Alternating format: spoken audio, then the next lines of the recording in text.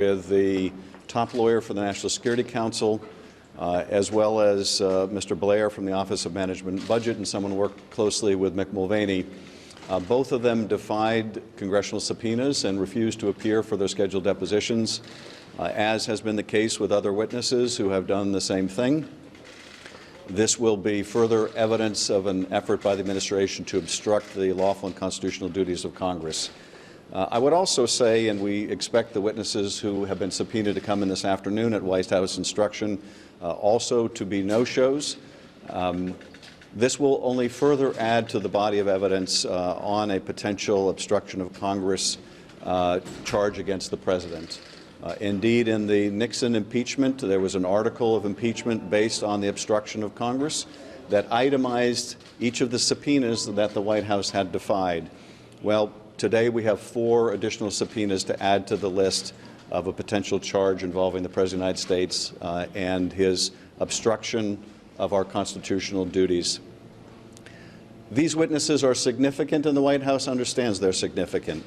Based on the testimony the committees have already received, we know that these witnesses, those that were in the law office of the National Security Council, those who worked for Mulvaney either in the Chief of Staff's office or the Office of Management and Budget, are first-hand witnesses to allegations of serious misconduct, both vis-a-vis the suspension of military aid and the effort to use that aid as a lever to get Ukraine to do these political investigations to help the President's re-election campaign, but also in efforts to potentially hide the evidence of the President's misconduct by placing that call record in a classified system that would be beyond most individuals' access, and a system in which that call record did not belong.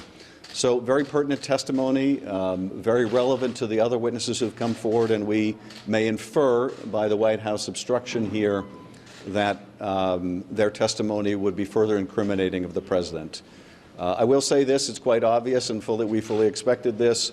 We have seen a series of shifting, ever-changing rationales for this campaign of obstruction. First, there was the argument, we won't comply, don't have to comply until there's a formal vote on the House floor. Well, we had a formal vote on the House floor. Then it was, we don't have to make these witnesses available because they're senior officials and they're given absolute immunity, even though no court has ever upheld the claims of absolute immunity. Indeed, the only one to reach a decision on it involving Harriet Miers ruled there is no such thing as absolute immunity. And it has been the uniform position of Democrats and Republicans that we do not respect any fallacious claims of absolute immunity. But then when people who were subpoenaed had little or no interaction with the President, and there couldn't be even a colorable claim of some kind of immunity, the explanation shifted once again to, well, we're not going to let them come forward because you won't let agency lawyers present. And again, that would violate the House deposition rules. It would also violate the practice used by both Democrats and Republicans for depositions in the past when there are concerns that agency lawyers are representing agencies that may have been engaged in wrongdoing or may use facts gained in the investigation to prejudice other witnesses in the investigation. This was the practice for the current members of our investigative committees, people like Jim Jordan during Benghazi, and people like Mike Pompeo, and people like Mick Mulvaney, all participated in depositions of senior agency officials without the presence of agency counsel. So if they join the President's objection here, they do so in fashion that is directly contradictory to their practices when they were in the majority. Today we also are beginning the process of releasing transcripts of our depositions. This morning released the depositions of Ambassador McKinley, Ambassador Yovanovitch. And I will leave you all to review those transcripts. There are a few things that will become immediately clear when you do, and the first is that contrary to the claims of the President and his acolytes on the Hill, that these have been proceedings in which the Republicans have not been able to be present or ask questions. In fact, Republicans were present for all of these depositions, and in fact, they had equal opportunity with Democrats to ask questions, and you will see they took full advantage of those opportunities to ask questions. You will see in Ambassador Yovanovitch's testimony what a dedicated public servant she is. This is someone who served the country with distinction for decades. It is someone who also is one of the first witnesses to this irregular back channel that the President established with Rudy Giuliani and the damage that it was doing to America's national security and foreign policy interests. How it was working in opposition, not in support of U.S. policy objectives. Ambassador Yovanovitch had a well-earned reputation as a fighter of corruption. And she was working with Ukraine to get Ukraine to fight corruption. And so what does this irregular back channel sanctioned by the President do? It seeks to remove someone fighting corruption in Ukraine by employing a vicious smear campaign in which the State Department at the highest levels acknowledged had no merit whatsoever. That smear campaign, orchestrated by this irregular channel, was successful in removing a U.S. ambassador and tarring her reputation. Of course, you see the President's comments about the ambassador in the call record. We also released the testimony today of Ambassador McKinley, another career diplomat and public servant, someone who was asked by the Secretary of State to come back and assist the State Department at a very difficult time for the department. And what is so striking about his testimony is the degree to which he sought to get the State Department to issue a support for its own ambassador, and how those repeated efforts were rebuffed. But you also see, in reading his transcript, his growing alarm at the degree to which the apparatus of the State Department itself was being used to seek political information for a political purpose by the President of the United States and others. And you see that these are two of the principal reasons that caused this career public servant to decide that he must resign his office, as he did. We will be releasing further transcripts. Tomorrow we are scheduled to release the transcripts of Ambassador Volker and Ambassador Sondland. And we will continue to release the transcripts in an orderly way. We continue to allow witnesses the opportunity to review their transcripts. We continue to make redactions for private information or personally identifiable information, but we will continue to release the transcripts.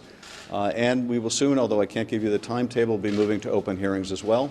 And I'm happy to respond to a couple of questions. One of the witnesses who was supposed to come, Charles Kupperman, filed a lawsuit to essentially force a ruling about whether he should testify. That's going to be delayed till December. It's possible John Bolton also may follow a similar course.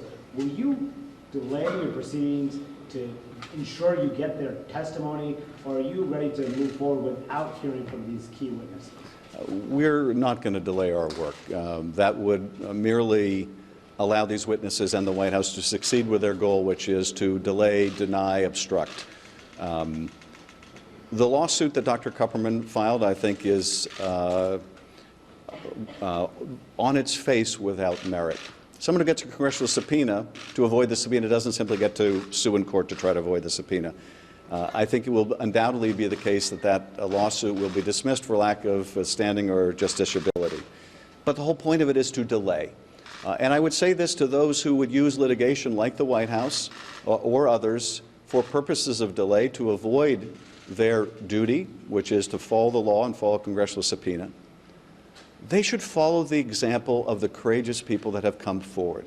People who worked for Dr. Kupperman, people who work for John Bolton, people who have in their careers much more at risk, have shown the courage to come forward. They have not hidden behind litigation. They have not hidden behind the White House, as the witnesses today have. They've shown enormous courage and patriotism, and I would urge others to follow their example, not follow the corrupt example out of the White House, which is seeking to obstruct this investigation. Yes. Some of these individuals say they'd be willing to come if they were allowed to bring agency lawyers. Why not let them do that? Well, it has been the consistent House rule that we do not permit agency counsel in the room, particularly when we have concerns about those agencies. The State Department, for example, and this you'll also see in the transcripts. I'm trying to think if it's in the transcripts. Yes, it's in the McKinley transcript. State Department representatives made the claim to their employees that they were being bullied by the Congress. And in fact, the State Department employees were concerned about being bullied by their own State Department, and that bullying was being misrepresented to Congress. These are the same agency personnel that these witnesses want to bring in and sit in on these depositions. But this isn't just a decision that the chairs are making in this investigation. It's the decision that Trey Gowdy made as chair. It's the decision that Jim Jordan made in his participation in the Benghazi investigations. It's the decision Mick Mulvaney made when he was conducting investigations. This has been the uniform policy and practice of the House. And then when it comes to Yovanovitch and McKinley, do you anticipate bringing these individuals back for public hearings? At this point, I'm not going to comment on who our witnesses will be in the open hearings, but we will endeavor to make the decision about who the most important witnesses are and try to provide testimony in an orderly way in which the American people can understand the nature of the allegations and the facts involving, what is at the heart of this investigation, and that is the President's abuse of his office to coerce an ally that is fighting off Russians in our national security interests. They are fighting off the Russians in their interest as well.